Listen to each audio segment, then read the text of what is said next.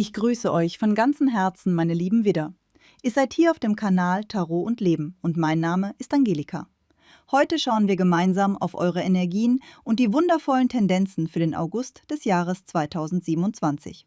Lassen wir nun die Karten sprechen und spüren hinein, was dieser Spätsommermonat für euch bereithält. Welche tiefen Wendepunkte sich auf eurem Weg zeigen werden. Wir blicken, wie es unsere liebevolle Tradition ist, auf die 3 bedeutendsten Meilensteine eurer Seele. Das erste große Thema. Das zweite Leuchtfeuer auf eurem Weg. Und der dritte wichtige Impuls, den wir mit einem ganz besonderen, tiefgründigen Deck beleuchten werden. Schauen wir nun gemeinsam hin. Welche Entwicklungen erwarten euch im Bereich eurer Berufung und der täglichen Arbeit? Was wird sich in eurer Schaffenskraft und im Business im August entfalten, meine mutigen Widder? Wie wird der Fluss eurer Finanzen fließen und dürft ihr euch auf Fülle freuen? Oder verlangt die geistige Welt vielleicht eine bewusste, weise Zurückhaltung und ein achtsames Haushalten von euch? Und im nächsten Schritt fühlen wir tief in eure Herzensangelegenheiten hinein, was euch in der Liebe und den bestehenden Partnerschaften erwartet. Und natürlich schauen wir auch, ob das Schicksal im August eine schicksalhafte Begegnung voller Seelenliebe für die Singles unter euch bereithält. Worauf solltet ihr im Bereich eurer Gesundheit und eures körperlichen Wohlbefindens besonders feinfühlig achten? Und welcher weise Rat der Karten möchte euch als schützender Kompass durch den August begleiten? Einen kleinen Moment. Ich rücke die Karten nur ein Stück zurecht. Und nun können wir unsere gemeinsame mystische Reise beginnen. Hier zeigt sich bereits das erste wichtige Ereignis für euren inneren Weg, der Ritter der Schwerter. Das zweite kraftvolle Zeichen. Das Ass der Stäbe flammt auf. Und die dritte Botschaft.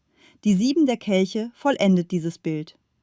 Oh, meine Lieben, ich spüre hier eine enorme Welle, voller leidenschaftlicher Energie, visionärer Ideen, bunter Fantasien und tiefer Herzenswünsche.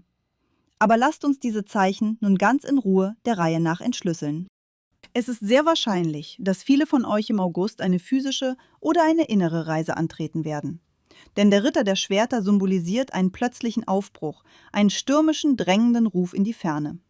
Vielleicht ist es eine ganz spontane Reise, die sich wie ein plötzlicher Geistesblitz manifestiert, oder eine lang geplante Geschäftsreise, bei der ihr dennoch Hals über Kopf eure Koffer packt und loszieht. Achtet bitte auch auf die tiefe Natur dieses Ritters. Er ist ein feuriger Idealist, ein mentaler Krieger. Er brennt kompromisslos für seine Visionen und verwehrt sich zutiefst gegen jede Form von Kritik oder äußeren Zweifel. Besonders dann, wenn jemand an seiner inneren Wahrheit rüttelt. Alles, was seine Herzensprojekte, seine Richtung und seine Lebensziele betrifft, geht er mit einem unbändigen, fast stürmischen Vorwärtsdrang an. Er ist felsenfest davon überzeugt, dass seine Ideen rein dem höchsten Wohl dienen und genau so umgesetzt werden müssen. Deshalb kann es gut sein, dass ihr im Außen auf Widerstand stoßt, dass eure Pläne, eure Visionen und eure Herzensprojekte kritisch hinterfragt werden. Und genau diese Kritik, diese scheinbare Bremse von außen, könnte euer feuriges Widdertemperament jetzt ganz schön triggern und reizen. Für einige von euch mag sich dieser Ritter der Schwerter als eine spürbare Konfliktsituation im Alltag zeigen. Für andere wiederum als eine sich rasant zuspitzende Dynamik, die Reibung erzeugt, oder als das Gefühl, plötzlich im Zentrum eines stürmischen Meinungsstreits zu stehen. All das bringt eine gewisse Unruhe in euer Feld, in der ihr jedoch lernen dürft, euch und eure Position kraftvoll zu behaupten, ohne euch von den Argumenten der anderen verunsichern zu lassen. Jeder Gegenwind, jede kritische Stimme könnte in eurem Inneren eine Welle des Widerstands und der Gereiztheit auslösen.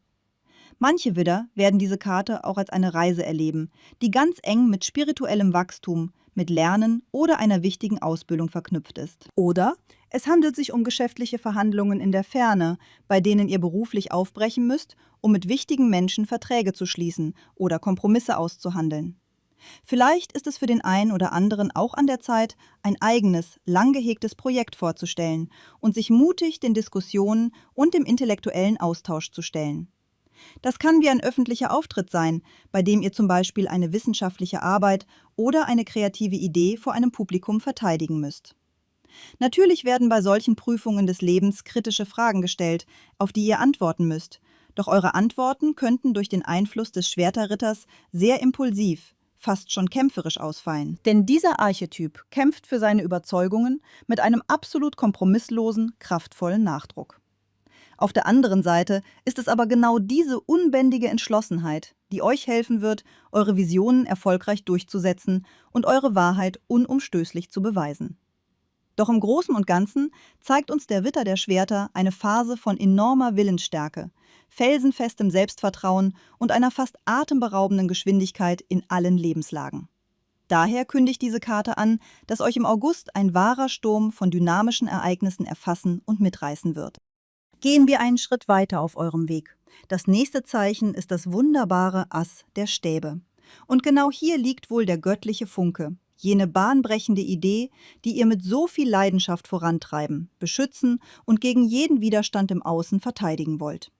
Denn ein Ass der Stäbe ist nicht einfach nur ein flüchtiger Gedanke, es ist der heilige Moment der Initiierung, der kraftvolle Beginn von etwas ganz Neuem. Und jeder Neuanfang auf unserer Erde entspringt nun einmal einem inneren Funken, einer Vision. Mit diesem Ass der Stäbe werdet ihr jetzt etwas vollkommen Neues in eurem Leben ins Rollen bringen. Das Universum schenkt euch durch diese Karte die Möglichkeit für grandiose Offenbarungen, für weite Perspektiven auf eurer Zeitlinie, für frische Projekte und lebendige, inspirierende Ereignisse. Und ohne jeden Zweifel wird dies eine Idee oder ein Lebensplan sein, der euch mit einer solchen Intensität ergreift, dass er euer ganzes Sein vollkommen durchfluten wird. Weil ihr im wahrsten Sinne des Wortes für diese Visionen brennt, werdet ihr sie mit einer bewundernswerten Schnelligkeit in die materielle Realität umsetzen. Ebenso kann sich das Ass der Stäbe als ein tiefes, kreatives Erwachen manifestieren. Das kann ein künstlerisches Projekt sein, eine spirituelle Seelenverbindung oder das Arbeiten in einem Kreis von Gleichgesinnten, in dem ihr euer volles, schöpferisches Potenzial entfalten dürft. Sehr oft bezieht sich diese Energie auf eure Berufung, eure Karriere, auf ein Studium oder euren gesellschaftlichen Aufstieg. Und doch gibt es bei diesem wichtigen Meilenstein noch eine ganz andere Ebene, die zwar nichts mit der Arbeit zu tun hat, aber für viele von euch jetzt von unschätzbarer Bedeutung sein könnte. Das Ass der Stäbe steht in der heiligen Geometrie des Lebens nämlich auch für das Wunder der Empfängnis, für die bewusste Auseinandersetzung mit dem Kinderwunsch, für eine gesegnete Schwangerschaft oder die Geburt eines neuen Lebens. Ich betone das noch einmal, so wie in jedem meiner liebevollen Rituale, dass dies natürlich nur für diejenigen unter euch gilt, für die dieses Thema in ihrer aktuellen Lebensphase auch wirklich resonant ist. Es kommt nämlich vor, dass mir liebe Seelen in den Kommentaren schreiben, dass sie das Thema Schwangerschaft gar nicht interessiert oder sie biologisch gar keine Kinder mehr gebären können. Aber meine geliebten Seelen, ich deute doch das gesamte Mosaik des Legemusters für euch, nicht nur den Aspekt der Mutterschaft. Ich spreche über die Vielfalt der Energien, die diese Karte in sich trägt. Doch manche von euch richten ihren Fokus seltsamerweise nur auf dieses eine Thema. Deshalb sage ich es noch einmal, aus tiefstem Herzen. Wer für das Thema Familie, Empfängnis und Schwangerschaft bereit ist, darf sich freuen. Denn im August schenkt das Schicksal dafür die allerbesten, fruchtbarsten Bedingungen. Umso mehr, da ich euch im selben Atemzug zeigen möchte, dass am Boden des Decks die Herrscherin auf uns wartet. Und die Herrscherin ist die absolute Urmatrix, die mit ihrer mütterlichen Energie ganz deutlich auf das Thema der Fruchtbarkeit und der Schöpfung hinweist. Und schaut mal, wie magisch sich die geistige Welt synchronisiert. Direkt daneben liegt der Herrscher. Auf dem Boden des anderen Kartendecks zeigt sich der Herrscher als das göttliche Gegenstück. Das Thema der Schöpfung und des neuen Lebens tritt also mit aller Macht in euer Bewusstsein. Dieses göttliche Paar ist bereit, das größte Wunder zu vollbringen, die Empfängnis und das zukünftige Erblühen einer neuen Menschenseele hier auf unserer wunderschönen Erde. Blicken wir nun tiefer auf das nächste Zeichen des Himmels. Es ist die geheimnisvolle 7 der Kelche. Im Gefüge eurer wichtigsten Lebenswenden steht diese Karte für einen wahren Rausch an faszinierenden Visionen, die euer ganzes Bewusstsein einnehmen werden. Eure innere Ideenwelt wird in diesen Wochen geradezu überkochen und eure schöpferische Vorstellungskraft läuft auf absoluter Hochtouren. Es ist die Geburtsstunde ganz neuer Träume. Eure Seele wird euch in den buntesten Farben neue Sehnsüchte, neue Lebenskonstrukte und zukunftsweisende Impulse vor Augen führen. Das Universum konfrontiert euch jetzt mit einer schier unendlichen Fülle an verschiedenen Pfaden und Optionen. Achtet jedoch gut darauf, Unter der Energie der 7 der Kelche können auch zahlreiche Angebote von außen an eure Tür klopfen. Doch genau bei diesen verlockenden Rufen ist es von essentieller Bedeutung, jeden Schritt mit kühlem Verstand zu kalkulieren und nicht voreilig Verträge zu unterschreiben. Denn allzu oft erweisen sich die Versprechungen dieser Kelche im Nachhinein als flüchtige Trugbilder, die kaum messbare Früchte tragen werden. Sie mögen im ersten Moment unfassbar schillernd und reizvoll erscheinen, entpuppen sich am Ende aber als emotionale Illusionen. Ihr werdet auf diesen Gelegenheiten kaum einen echten, greifbaren und dauerhaften Nutzen für euren Lebensweg ziehen können. Seid also zutiefst wachsam bei den Wendepunkten, die sich euch durch diese fließenden Kelche offenbaren. Es besteht jetzt eine große Tendenz, dass ihr bei den eintreffenden Offerten oder den inneren Wahlmöglichkeiten den Wunschtraum mit der nackten Realität verwechselt. Ihr läuft Gefahr, euch in der Projektion einer Person oder einer geschäftlichen Situation vollkommen zu verlieren.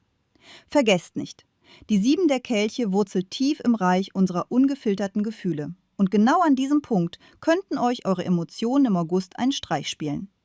Ihr werdet euch so sehr von einer anfänglichen Euphorie mitreißen lassen, dass ihr die logischen Konsequenzen vollkommen aus den Augen verliert. Dieser plötzliche Impuls, dieses stürmische Gefühl von »Wow, das ist die Chance meines Lebens«, kann euch blind machen. Man vergisst in der Hitze dieses Feuers ganz einfach, die geistige Klarheit einzuschalten und nüchtern zu prüfen, ob dieser Weg den eigenen Werten entspricht. Die Ratio wird schlichtweg ausgeblendet, weil dieser energetische Sog und die Neugier in eurem Inneren plötzlich gigantisch groß sind. Es fühlt sich so an, als würden sich in diesem einen Angebot unzählige goldene Türen gleichzeitig öffnen. Doch im Laufe der Zeit werdet ihr schmerzhaft erkennen müssen, dass ihr in dieser Phase lediglich Luftschlösser in den Himmel gebaut habt. Reagiert daher im August auf keinen Fall überstürzt auf scheinbar glanzvolle Gelegenheiten. Sehr wahrscheinlich handelt es sich um Pfade, die euch nur einen sehr scheinbaren, flüchtigen Erfolg versprechen.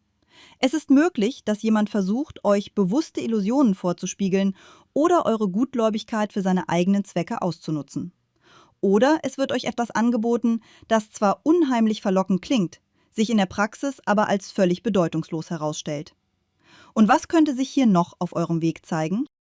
Die 7 der Kelche lädt euch im August dazu ein, sehr viel Zeit im Reich der Träume zu verbringen. Wenn es sich dabei um Sehnsüchte handelt, in die ihr nur kurz hineinfühlt oder denen ihr einen kreativen Ausdruck verleiht.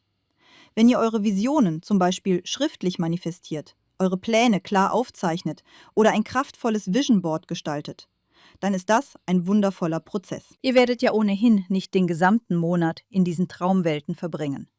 Doch wenn ihr eure wertvolle Lebensenergie und Zeit lediglich im passiven Träumen verliert, könnten euch die realen Chancen des Lebens unbemerkt zwischen den Fingern zerrinnen.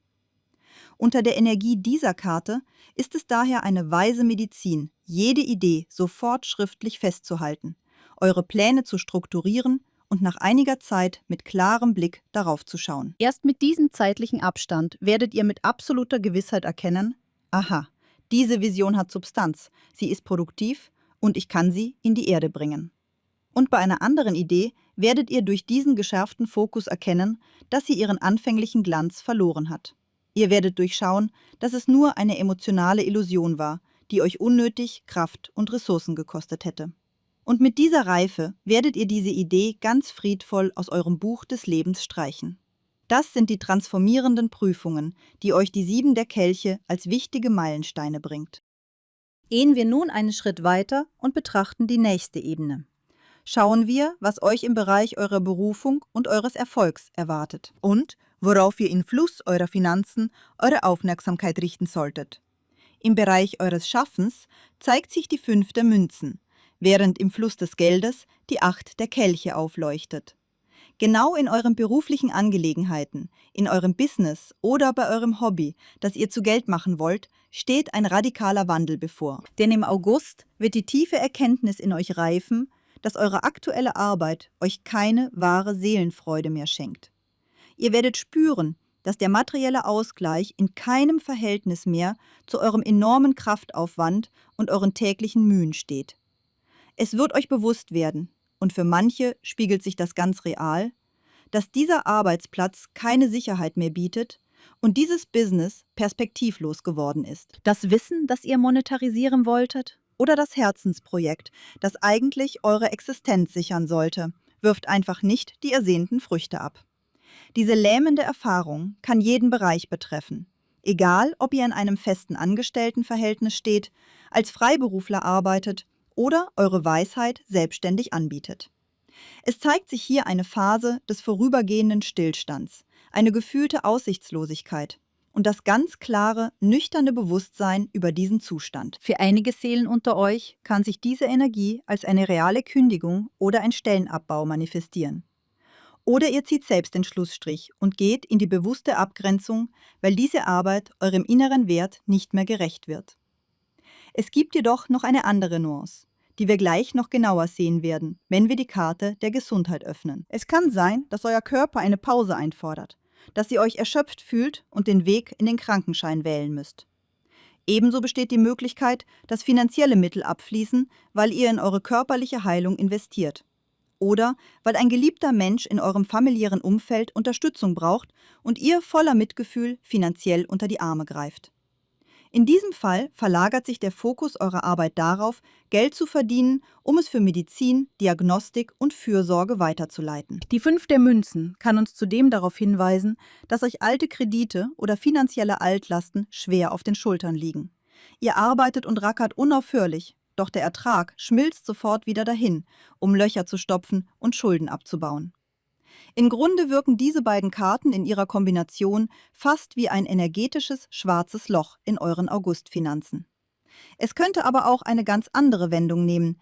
Erinnert euch an die Reise, die wir anfangs in den Karten gesehen haben. Vielleicht kreuzt ein unglaublich verlockendes Reiseangebot euren Weg und ihr entscheidet euch spontan, euer Erspartes für diese Auszeit zu opfern. Ihr gönnt euch diesen Urlaub, lasst die Seele baumeln, gebt das Geld aus und kehrt im August mit leeren Taschen zurück, um auf den nächsten finanziellen Zufluss zu warten. Aber wisst ihr was? Ihr habt diese Reise gelebt, habt ferne Länder geschaut, magische Orte besucht und pure Lebensfreude getankt. Und danach schränkt man sich eben für eine Weile wieder ein und geht in das bewusste Haushalten über. Direkt daneben liegt jedoch die verändernde Kraft der 8 der Kelche. Und durch diese Energie kündigen sich entweder spürbare Verluste an oder, was viel wahrscheinlicher ist, eine tiefe innere Initiation. Das urplötzliche Erkennen, dass ihr aus euren aktuellen beruflichen Schuhen schlichtweg herausgewachsen seid.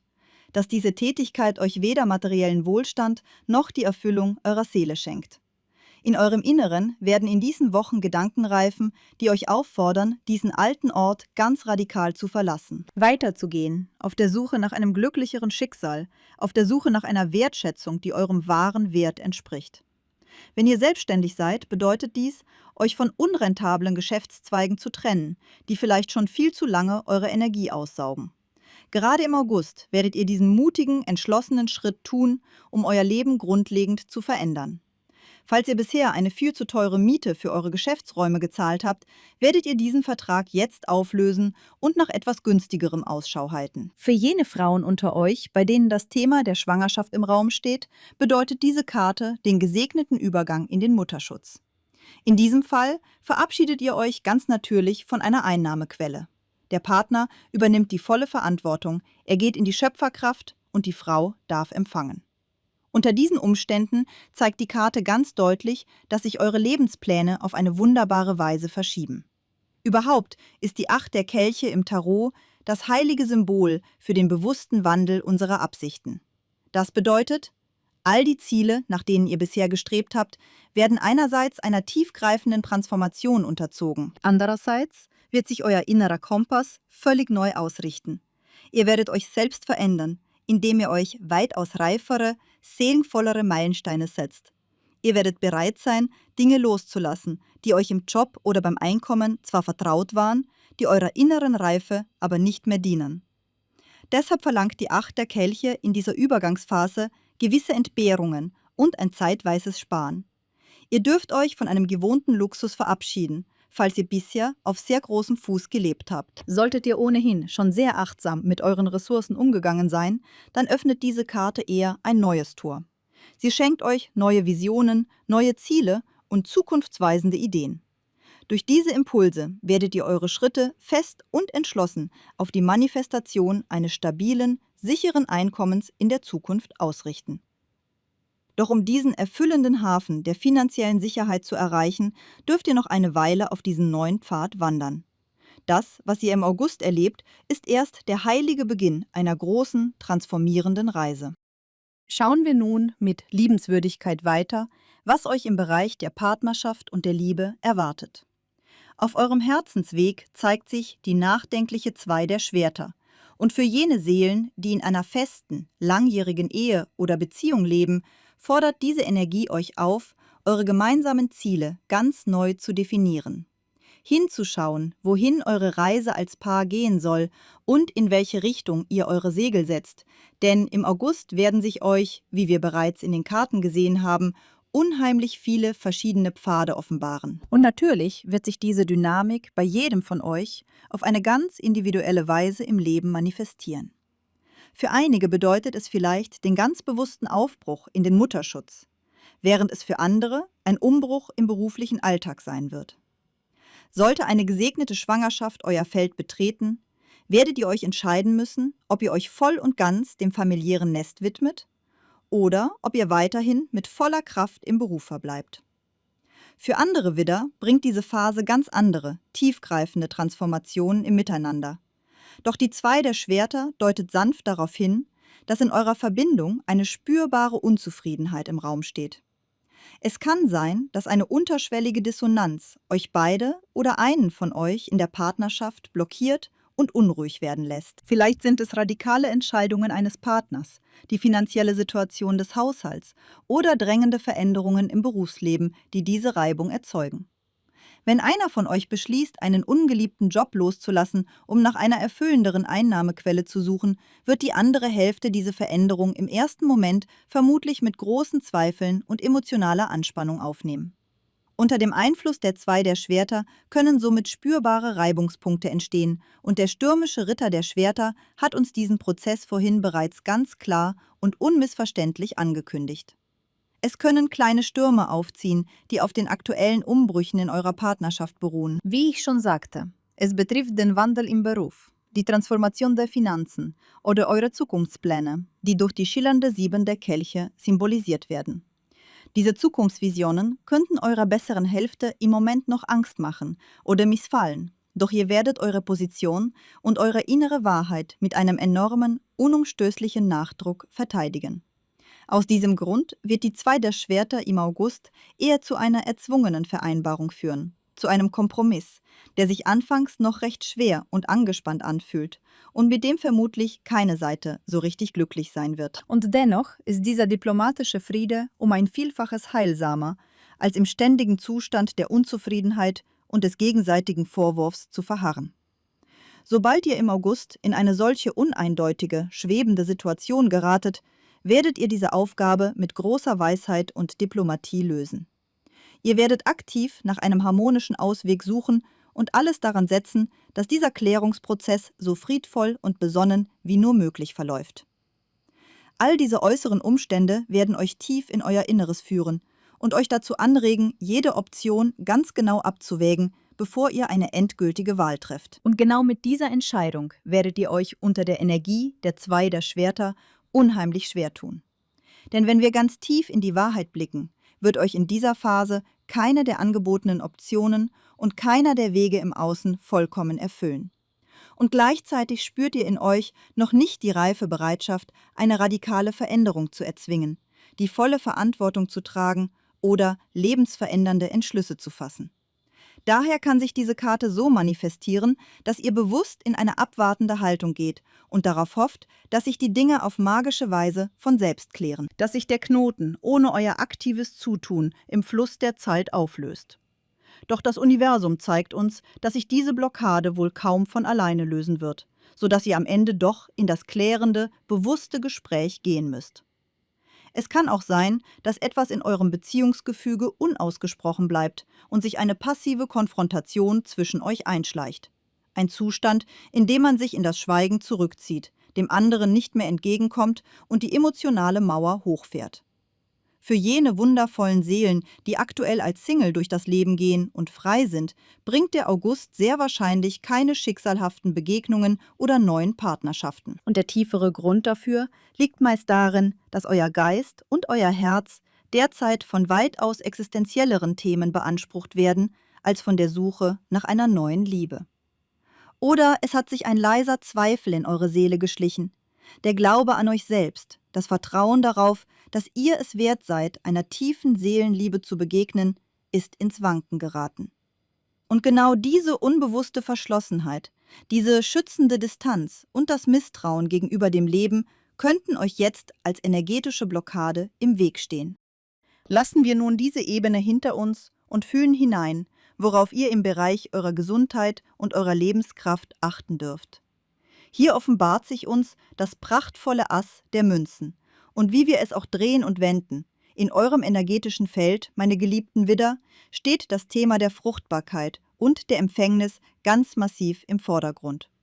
Für einen sehr großen Teil von euch wird sich diese wunderbare Prophezeiung im kommenden Monat zu 100% bewahrheiten. Es versteht sich natürlich von selbst, dass diese Botschaft nicht auf euch zutrifft, wenn ihr euch biologisch in einer ganz anderen Lebensphase befindet. Wenn Kinder in eurer aktuellen Lebensplanung absolut keinen Raum mehr einnehmen oder ihr bereits mit einer großen Kinderschar gesegnet seid und eure Familienplanung vollkommen abgeschlossen ist, dann dürft ihr diesen Aspekt ganz getrost an euch vorbeiziehen lassen. Dennoch bleibt das Ass der Münzen ein unumstößliches, göttliches Versprechen für eine erfolgreiche Empfängnis und die Manifestation einer neuen Seele. Es kündigt an, dass viele von euch im August die wunderbare Nachricht erhalten werden, dass ein neues Leben in ihnen heranwächst. Sollte das Thema der Mutterschaft für euch jedoch keine Relevanz haben, dann schenkt euch das Ass der Münzen eine absolut robuste, unerschütterliche Gesundheit im August. Es ist das Symbol für eine blühende Lebensenergie, für vitale körperliche Kräfte und ein hervorragend funktionierendes, starkes Immunsystem. Zwar ist der Spätsommer ohnehin eine Zeit, in der Krankheiten kaum eine Chance haben, doch ihr werdet euch im August einer ganz besonders strahlenden, kraftvollen Gesundheit erfreuen dürfen. Zudem zeigt die Karte, dass ihr in diesen Wochen ein ganz tiefes Bedürfnis verspüren werdet, eurem physischen Tempel etwas Gutes zu tun und eure Fitness bewusst zu kultivieren. Vielleicht integriert ihr mehr Bewegung in euren Alltag, geht achtsam wandern, meldet euch in einem Studio an oder beginnt mit reinigenden, gesundheitsfördernden Ritualen. Das bedeutet, ihr widmet euch eurem Körper nicht aus einem Mangel heraus oder weil ihr leidet, sondern weil ihr das tiefe Verlangen spürt, dieses wunderbare Wohlgefühl des Augusts bis weit in die Zukunft hineinzutragen. Im Bereich eures Wohlbefindens gibt es also nicht den geringsten Grund zur Sorge oder Unruhe. Gehen wir nun über zur abschließenden Botschaft. Wir hören auf den weisen Rat, den die geistige Welt für euren August bereithält. Und hier zeigt sich uns der Archetyp des Gehängten. Diese Karte ist an sich eine sanfte Medizin, die euch flüstert, dass ihr im August in all euren brennenden Lebensfragen, seien es die zwischenmenschlichen Konflikte, die Herausforderungen in der Liebe oder der radikale Wandel im Beruf, den Fuß vom Gas nehmen sollt. Auch wenn der Drang in euch riesengroß ist, alles Knall auf Fall zu verändern und sofort ein neues Kapitel aufzuschlagen, warnt euch der Gehängte vor voreiligen Schritten. Er bittet euch, bewusst innezuhalten, die Situation in der Schwebe zu belassen und ihr die nötige Zeit zu schenken, damit sie im göttlichen Fluss der Dinge vollkommen ausreifen kann. Erst durch diesen bewussten Stillstand werdet ihr in der Lage sein, das gesamte Mosaik eures Lebens in seiner vollen, wahren Größe zu erfassen. Und erst aus dieser Adlerperspektive, der inneren Reife heraus, werdet ihr fähig sein, die absolut richtige, seelengetragene Entscheidung für eure Zukunft zu treffen. Das war euer tiefgründiger und transformierender Ausblick für diesen Monat, meine geliebten Widder. Wenn euch diese Reise berührt hat, dann abonniert von Herzen gerne meinen Kanal Tarot und Leben. Ich freue mich über jede einzelne Seele, die Teil unserer Gemeinschaft wird und danke euch zutiefst für eure wundervolle Wertschätzung über die Funktionen Super Thanks und YouTube Hype auf diesem Kanal. Ich bin unendlich dankbar für eure wertvolle Zeit, für jedes treue Abonnement, für eure liebevollen Likes und eure berührenden Worte in den Kommentaren. Wir sehen uns bereits morgen wieder zu einem neuen energetischen Ritual. In tiefer Verbundenheit und Liebe, eure Angelika. Ich umarme euch alle ganz fest und sage Tschüss, bis bald.